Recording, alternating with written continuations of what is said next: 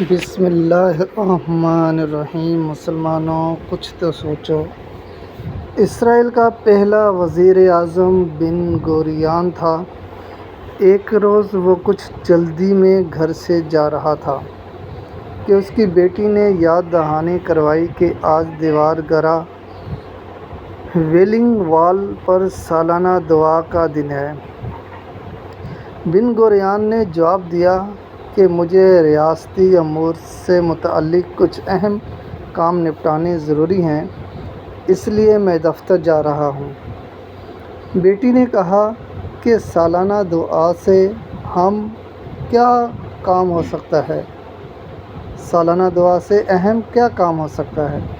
بن گوریون نے جواب دیا کہ اگر صرف دعا سے کام ہوتے تو تمام عرب اور مسلمان حج کے اتنے بڑے اجتماع میں ہر سال اسرائیل کی تباہی بربادی کی دعا مانگتے ہیں، لیکن عمل سے عاری ہیں، جبکہ نتیجہ تمہارے سامنے ہے کہ عرب اور مسلمان کس حال میں ہیں،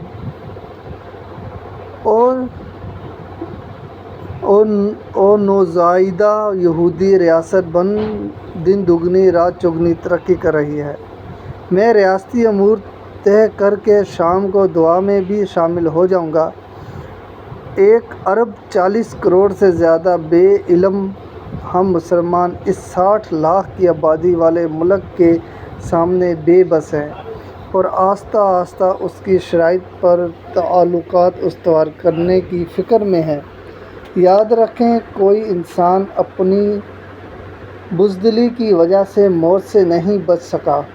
اگر صرف دعاؤں اور التجاؤں سے مسائل حل ہونے ہوتے تو نہ غزوہ بدر کے لیے جانا پڑتا، نہ احد، خندق اور باقی تمام جنگیں لڑنی پڑتی۔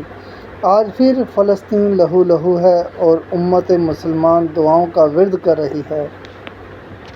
تلواریں بیچ کر خرید لیے مسلح ہم نے، تلواریں بیچ کر خرید لیے مسلح ہم نے، بیٹیاں لٹتی رہیں اور ہم دعا کرتے رہے۔